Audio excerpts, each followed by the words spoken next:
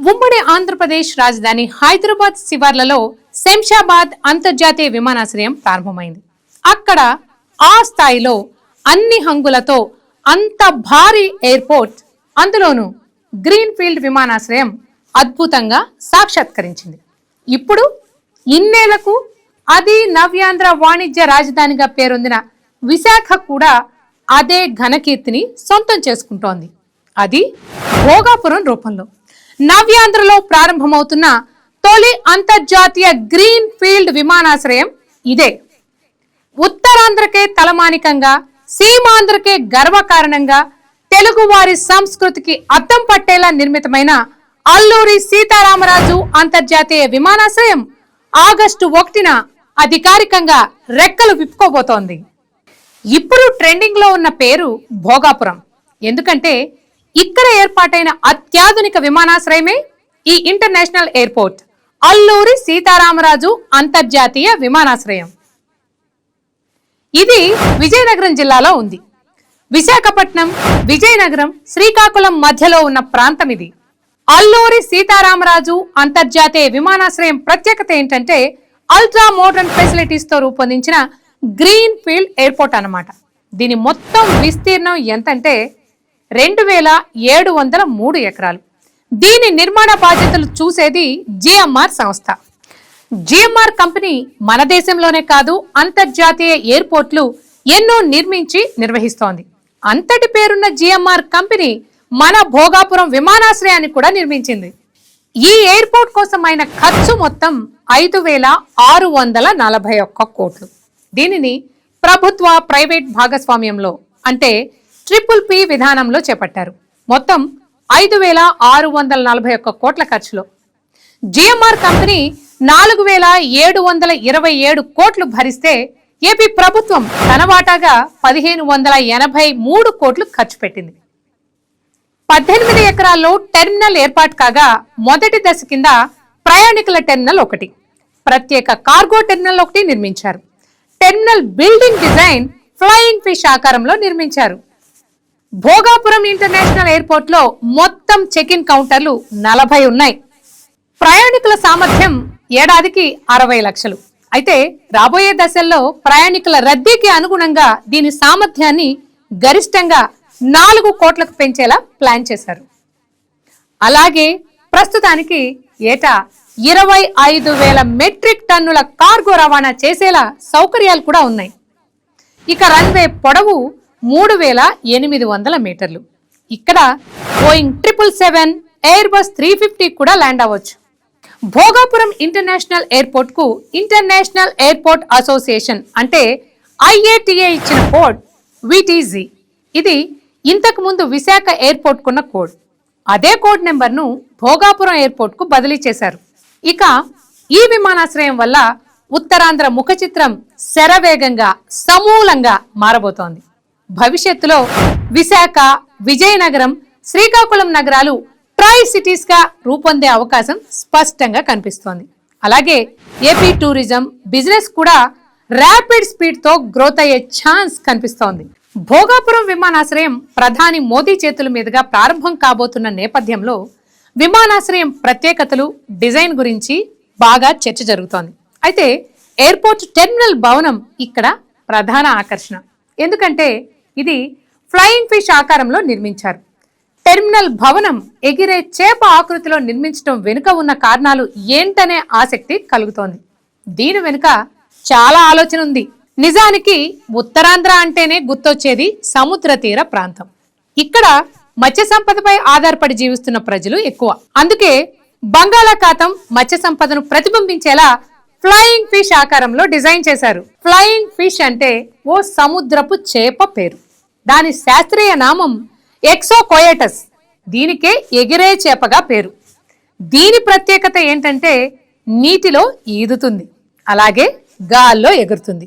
వేటాడే పెద్ద జలచరాల నుంచి తప్పించుకోవడానికి ఇది నీటి ఉపరితలం పైకి వచ్చి గాలిలో ప్రయాణిస్తుందన్నమాట. ఇది ఎగరగలగడానికి కారణం శరీరంపై రెక్కల్లాంటివి ఉంటాయి.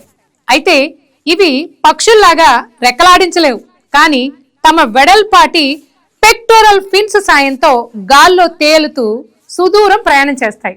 అంటే ఎక్సోకోయిటస్ చేప నీరు ఆకాశాన్ని కలిపే సంకేతం అన్నమాట.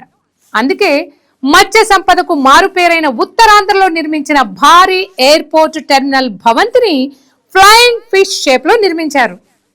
ఇప్పుడు అందరికీ వచ్చే డౌట్ ఏంటంటే, విశాఖలో ఇంటర్నేషనల్ ఎయిర్పోర్ట్ ఉంటే భోగాపురంలో మళ్ళీ ఎందుకు నిర్మించారని. అందుకు చాలా కారణాలున్నాయి. ఉమ్మడి ఆంధ్రప్రదేశ్ విభజన తర్వాత విశాఖపట్నం రాష్ట్రంలోనే అతిపెద్ద నగరంగా మారింది. పైగా పారిశ్రామికంగా, పర్యాటకంగా ఎంతో వేగంగా ఎదుగుతోంది. అయితే ఇక్కడి ఎయిర్పోర్ట్ మాత్రం రక్షణ శాఖకు చెందిన నేవీ ఆధీనంలోనే ఉంది. దీనికి కారణం దేశ రక్షణ పరంగా విశాఖ నగరం చాలా కీలకం, వ్యూహాత్మక ప్రాంతం. అందుకే విశాఖ విమానాశ్రయం నేవీ ఆధీనంలోనే ఉంది. అందుకే రక్షణ శాఖ అవసరాలకే ఇక్కడ తొలి ప్రాధాన్యం ఇస్తున్నారు. అంతేకాదు, రక్షణ శాఖ విమానాల శిక్షణ కోసం రోజులో కొంత టైం కేటాయించారు. దీంతో సాధారణ విమానాల రాకపోకలకు ఇబ్బందులు ఏర్పడుతున్నాయి. విశాఖకు నేరుగా సర్వీసులు నడపాలంటే కఠినమైన భద్రతా అనుమతులు పొందాలి. నావికాదళ కార్యకలాపాల కారణంగా ప్రయాణికుల విమాన సర్వీసులపై ప్రభావం పడుతోంది. ఒకప్పుడు విశాఖ ఎయిర్పోర్టుకు రోజుకు 88 డొమెస్టిక్ సర్వీసులు, 4 ఇంటర్నేషనల్ సర్వీసులు నడిచేవి. కొలంబో, బ్యాంకాక్, కౌలాలంపూర్, దుబాయ్ సర్వీసులు ఉండేవి.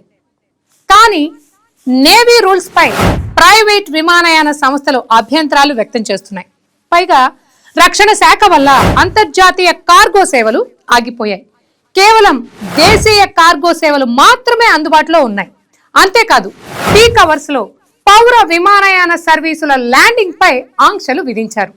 అన్ని సర్వీసులు అందుబాటులో లేకపోవడంతో అంతర్జాతీయ ప్రయాణికులు హైదరాబాద్, చెన్నై, బెంగళూరు వెళ్లాల్సిన పరిస్థితి ఏర్పడింది. ఇక అత్యంత ముఖ్యమైన పాయింట్ ఏంటంటే, విశాఖ చుట్టూ కొండలున్నాయి. దీంతో రాత్రిపూట ల్యాండింగ్ కు ఇబ్బందులు ఏర్పడుతున్నాయి. కొండల కారణంగా రన్వేకు ఒకవైపు నుంచి మాత్రమే రాత్రి వేళలో ల్యాండింగ్ చేసేందుకు అనుమతిస్తున్నారు. అలాగే విశాఖ విమానాశ్రయంలో ప్రయాణికుల రద్దీ బాగా పెరిగింది. అందుకు తగ్గట్టుగా విశాఖ ఎయిర్పోర్ట్ ను విస్తరించాలంటే చాలినంత స్థలం లేదు.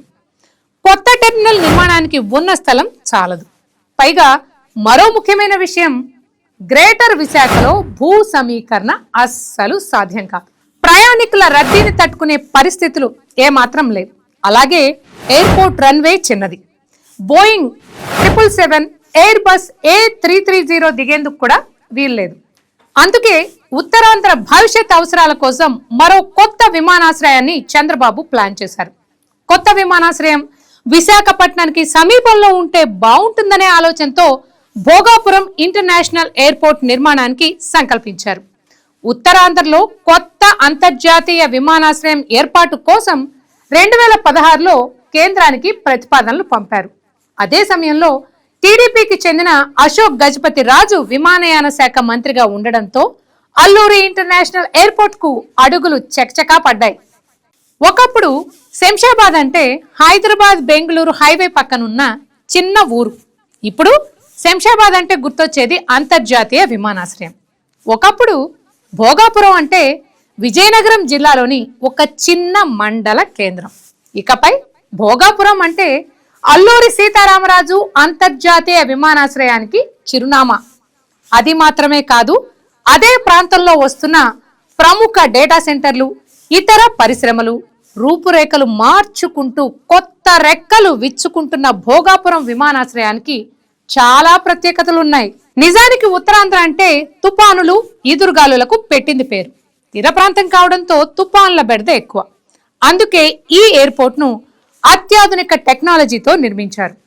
తుపానులు, ఈదురుగాలులను తట్టుకునేలా 21 మీటర్ల గ్లాస్ ఫాసాడ్ తో నిర్మించారు. భోగాపురం ఎయిర్పోర్ట్ టెర్మినల్ ముఖద్వారానికి అమర్చిన గ్లాస్ ఫాసాడ్ అత్యాధునిక సాంకేతిక మరియు పర్యావరణ హితమైన శైలితో రూపొందించబడింది. అలాగే టెర్మినల్ సీలింగ్ తెలుగు సాంప్రదాయం ఉట్టిపడేలా నిర్మించారు. ఆంధ్రప్రదేశ్ సాంప్రదాయ సంస్కృతి కళా వైభవానికి అద్దం పట్టేలా అత్యంత అద్భుతంగా తీర్చిదిద్దారు. భోగాపురం అంతర్జాతీయ విమానాశ్రయంలోని ఎయిర్ ట్రాఫిక్ కంట్రోల్ అంటే ఏటీసీ టవర్ రన్వేపై విమానాల రాకపోకలను పర్యవేక్షించేందుకు అత్యంత అధునాతన సాంకేతిక అంతర్జాతీయ ప్రమాణాలతో నిర్మించారు. అలాగే భవిష్యత్ అవసరాలకు తగ్గట్టుగా రూపొందించారు. అలాగే గత జనవరి 4న భోగాపురంలో మొదటి విమానం ల్యాండ్ అయింది. ఇప్పుడు ఆగస్టు. విమానాశ్రయం ప్రారంభం అవుతున్నా సర్వీసులు ప్రారంభం కావడానికి మరో 16 రోజుల సమయం తీసుకుంటున్నారు. అంటే ఆగస్టు 17 అర్ధరాత్రి 12 గంటల 1 నిమిషం నుంచి పూర్తి స్థాయిలో విమాన సర్వీసులు ప్రారంభమవుతాయి. అక్కడి నుంచి ఫస్ట్ ఫ్లైట్ ఆగస్టు 17న సింగపూర్ కు టేకాఫ్ అవుతుంది. పైగా కొత్త ఎయిర్పోర్ట్ విశాఖ గంగవరం నౌకాశ్రయాలకు దగ్గరగా ఉండడంతో ఎయిర్ ట్రాఫిక్ బాగా ఉంటుందని భావిస్తున్నారు.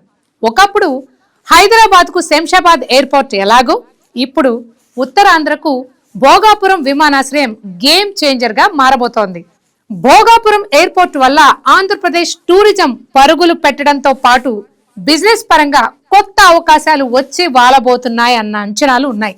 భోగాపురం ఎయిర్పోర్ట్ వల్ల గ్లోబల్ కనెక్టివిటీ పెరగడంతో పాటు లోకల్ ఎకానమీ అభివృద్ధి చెంది ఉపాధి అవకాశాలు చాలా వస్తాయని భావిస్తున్నారు. అలాగే ఉత్తరాంధ్రను ఏపీలోనే కాకుండా దక్షిణ భారతదేశంలోనే ఆర్థిక పర్యాటక రవాణా హబ్ గా మార్చే ప్రాజెక్ట్ గా అల్లూరి సీతారామరాజు ఎయిర్పోర్ట్ మార్చబోతోంది. ఇక ఈ భోగాపురం ఎయిర్పోర్ట్ నిర్మాణం ఎప్పుడో ప్రారంభమైన కూటమి ప్రభుత్వం అధికారంలోకి వచ్చిన తరువాత పరుగులు పెట్టించారు. అందుకు కారణం బీజేపీ నేతృత్వంలోని కేంద్ర ప్రభుత్వంలో టీడీపీ జనసేన భాగస్వాములుగా ఉండడమే. పైగా తెలుగుదేశం పార్టీకి చెందిన యువ నేత కింజారపు రామ్మోహన్ నాయుడు విమానయాన శాఖ మంత్రిగా ఉండడం, అలాగే ఆయన ఉత్తరాంధ్రకు చెందిన వారే కావడంతో ఈ ఎయిర్పోర్ట్ నిర్మాణాన్ని ప్రతిష్టాత్మకంగా తీసుకున్నారు. అందుకే కూటమి ప్రభుత్వం అధికారంలోకి వచ్చిన 24 నెలల్లోనే విమానాశ్రయాన్ని పూర్తి చేసి రికార్డు సృష్టించారు.